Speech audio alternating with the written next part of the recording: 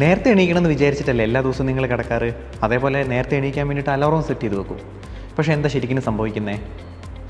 ചിലപ്പോൾ അലാറം അടിക്കും, നമ്മൾ എണീക്കില്ല, അതിനെ സ്നോസ് ചെയ്തിട്ട് നമ്മൾ പിന്നെ അവിടെ തന്നെ വെക്കും.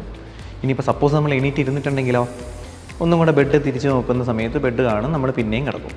നമുക്ക് ആ ലൂപ്പിനെയും ബ്രേക്ക് ചെയ്താലോ? ഒരു മോർണിംഗ് പേഴ്സൺ ആയാലോ? Welcome to the new episode of ബ്രോനോസ്.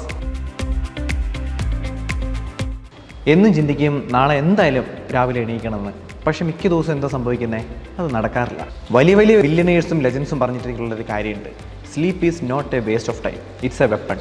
So നമുക്ക് നല്ല ഉറക്കം കിട്ടുന്നില്ലെങ്കിൽ നേരത്തെ എണീക്കുക എന്നുള്ള പ്ലാനും പൊളിയും. സോ നമ്മൾ ആദ്യമേ ഫോക്കസ് ചെയ്യേണ്ടത് നല്ല ഉറക്കം കിട്ടുക എന്നുള്ളതിലാണ്, അതായത് ക്വാളിറ്റി സ്ലീപ്പ്. സോ നമുക്ക് ക്വാളിറ്റി സ്ലീപ്പ് എങ്ങനെ കിട്ടാമെന്നുള്ളത് നമുക്ക് നോക്കാം. എല്ലാ ദിവസവും നിങ്ങളൊരു 8-8 മണിക്കൂറൊക്കെ ഉറങ്ങുന്നുണ്ടാവും. സ്മാർട്ട് വാച്ച് ഉള്ളവർക്ക് അവരുടെ ഒരു സ്ലീപ്പ് നമുക്ക് എങ്ങനെയാണെങ്കിലും കണ്ടുപിടിക്കാൻ പറ്റും.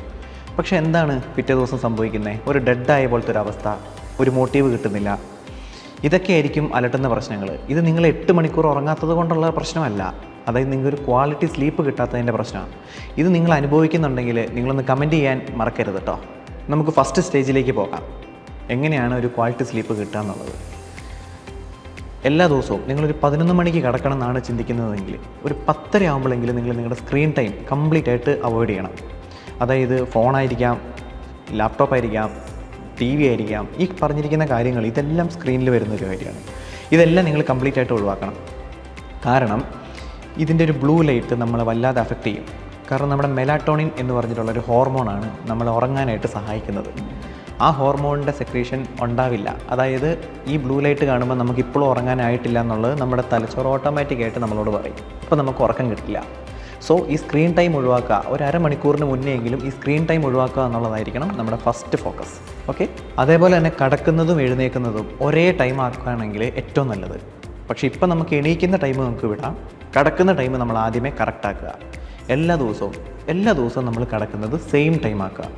ഇതുകൊണ്ടുള്ളൊരു ഗുണം എന്താണെന്ന് വെച്ചിട്ടുണ്ടെങ്കിൽ നമ്മുടെ ബോഡിയിലുള്ള ബയോളജിക്കൽ ക്ലോക്ക് ഓട്ടോമാറ്റിക്കായിട്ട് നമ്മുടെ അടുത്ത് സ്ലീപ്പ് ടൈം ആകുമ്പോൾ അതിങ്ങനെ പറയും, അതായത് നമുക്ക് ഉറങ്ങാനുള്ള ടൈമായി എന്നുള്ളത്. ഈ ബയോളജിക്കൽ ക്ലോക്കിനെ നമ്മൾ റെഡിയാക്കണം.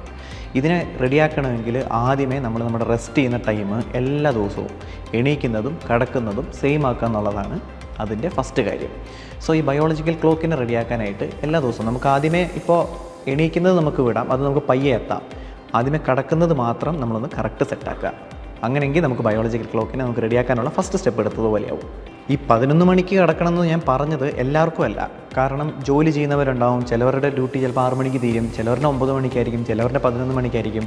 സോ ഈ ഒരു കാര്യം എല്ലാവർക്കും ടൈമിങ് ഞാനൊരു എക്സാമ്പിളായിട്ട് മാത്രം പറഞ്ഞതാണ്.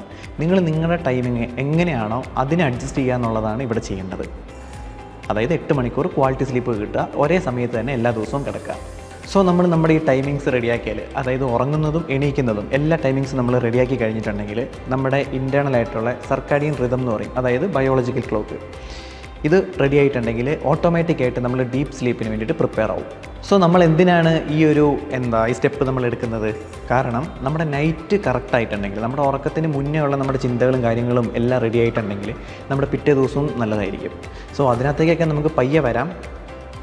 ഇതിപ്പോൾ നമ്മുടെ ഉറക്കം റെഡിയാക്കുക എന്നുള്ളതാണ് നമ്മുടെ ആദ്യത്തെ കാര്യം. സോ കിടക്കുന്നത് ഈ ടൈമിങ്സ് കറക്റ്റാക്കുക. സോ നമുക്ക് നമ്മളെങ്ങനെ പ്രിപ്പയർ ചെയ്യാം? സാധാരണ പോലെ കിടക്കാൻ നേരം ആകുമ്പോഴത്തേക്ക് ഏകദേശം 10:30 ആകുമ്പോഴത്തേക്ക് നമ്മൾ സ്ക്രീൻ ടൈം കംപ്ലീറ്റ് ആയിട്ട് ഒഴിവാക്കി കഴിഞ്ഞിട്ടുണ്ടെങ്കിൽ ഉറങ്ങുന്നതിന് മുന്നേ നമുക്ക് നമ്മളെ തന്നെ പ്രിപ്പയർ ചെയ്യാം. അതായത് വേണമെങ്കിൽ ബുക്ക് വായിക്കും. ഈ ബുക്ക് വായിക്കുന്നത് എന്ന് പറയുന്നുണ്ടെങ്കിൽ വായിക്കാൻ വേണ്ടിയിട്ടായിട്ട് എടുക്കണ്ട. അല്ലാണ്ട് നമുക്ക് ചില ആൾക്കാർക്ക് എന്ന് പറഞ്ഞിട്ടുണ്ടെങ്കിൽ വായിക്കുന്ന അല്ലെങ്കിൽ ബോറടിപ്പിക്കുന്ന കൂട്ടം എന്തെങ്കിലും കാര്യം ചെയ്തിട്ടുണ്ടെങ്കിൽ പെട്ടെന്ന് തന്നെ നമ്മൾ ഉറങ്ങിപ്പോകും. പണ്ടത്തെ ഞാനായിരുന്നെങ്കിൽ നിങ്ങളോട് എന്താ പറയാന്ന് വെച്ചിട്ടുണ്ടെങ്കിൽ ഒരു 1/2 mHൻ്റെ ഒരു പെഗ് എടുത്തിട്ട് അടിച്ചിട്ട് കിടന്നുറങ്ങിക്കോന്ന് പറയും. പക്ഷേ ഇപ്പം അങ്ങനെയല്ലല്ലോ. എല്ലാവരും നമ്മൾ ചേഞ്ചിൻ്റെ ഒരു സ്റ്റേജിലൂടെ അല്ലേ കടന്നു പോകുന്നത്. സോ നിങ്ങൾ എന്താ ചെയ്യേണ്ടതെന്ന് വെച്ചിട്ടുണ്ടെങ്കിൽ മാക്സിമം തുടക്കത്തിലൊക്കെ നിങ്ങൾക്ക് ഇതൊരു ഭയങ്കര ബുദ്ധിമുട്ടായിരിക്കും. എന്നാലും നിങ്ങൾ എന്താ ചെയ്യേണ്ടത്? 1 പേജോ 2 പേജോ മാത്രം വായിക്കുക. അതേപോലെ രാത്രിയിൽ പല്ല് തേച്ചിട്ട് കിടക്കുക. ഈ പല്ല് തേക്കുന്നത് എന്താണെന്ന് വെച്ചിട്ടുണ്ടെങ്കിൽ അത് ഹെൽത്തിയാണ്. രണ്ടാമത്തെ കാര്യം, നമ്മൾ നമ്മുടെ ബ്രെയിനിനെ ഒന്ന് പറയുകയാണ്, അതായത് നമ്മൾ കിടക്കാൻ പോവാണ്, അത് നമ്മൾ സെൽഫായിട്ട് പ്രിപ്പയർ ചെയ്യുന്നതിൻ്റെ ഒരു ഭാഗമായിട്ട് മാറ്റുക. രാത്രി കിടക്കുന്നതിന് മുന്നേ പല്ല് തേക്കുന്നൊരു കാര്യം. അതേപോലെ തന്നെ ലൈറ്റ് ഡിം ചെയ്യുക. ഇതിപ്പോൾ ഞാനിങ്ങനെ പ്രിപ്പയർ ചെയ്യണമെന്ന് പറയാനുള്ളൊരു കാര്യം, നമ്മൾ കടക്കാൻ പോകുന്നതിന് മുമ്പ് പ്രിപ്പയർ ചെയ്യണമെന്ന് പറയാനുള്ളൊരു റീസൺ എന്താണെന്ന് വെച്ചാൽ, നമ്മളിപ്പോൾ പുറത്തേക്ക് പോകാൻ വേണ്ടിയിട്ടോ എന്തെങ്കിലും കാര്യം ചെയ്യാൻ വേണ്ടിയിട്ട് നമ്മൾ ഡ്രസ്സൊക്കെ മാറി ഒന്ന് ഒരുങ്ങി പുറത്തേക്ക് ഇറങ്ങി കഴിഞ്ഞിട്ടുണ്ടെങ്കിൽ എന്തായാലും പുറത്ത് പോകില്ലേ.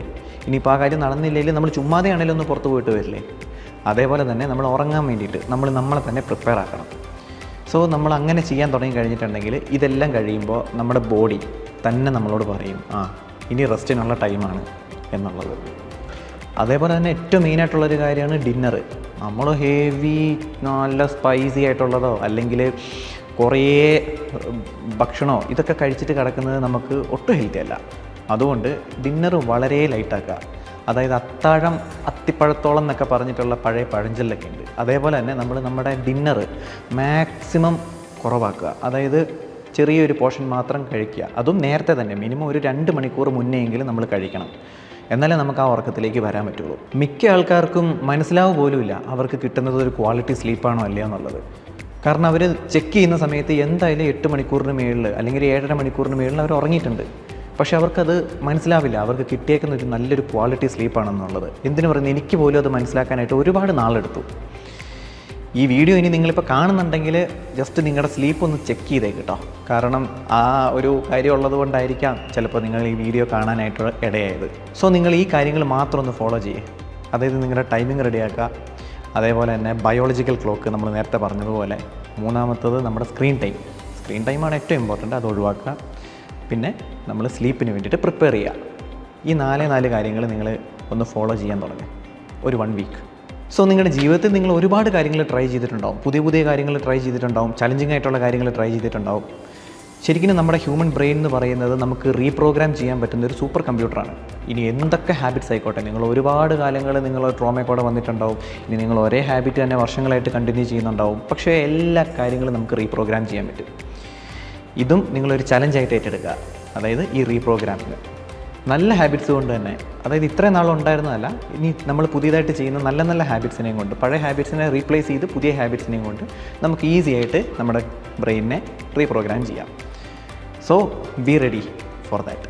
നിങ്ങൾക്ക് എന്ത് ഡൗട്ട്സ് ഉണ്ടെങ്കിലും താഴെ കാണുന്ന ബ്രോ നോസിൻ്റെ ഇൻസ്റ്റാഗ്രാം പേജിൽ നിങ്ങൾക്ക് മെസ്സേജ് ചെയ്യാവുന്നതാണ്. സോ വീഡിയോ ഇവിടെ വൈൻഡപ്പ് ചെയ്യുകയാണ്.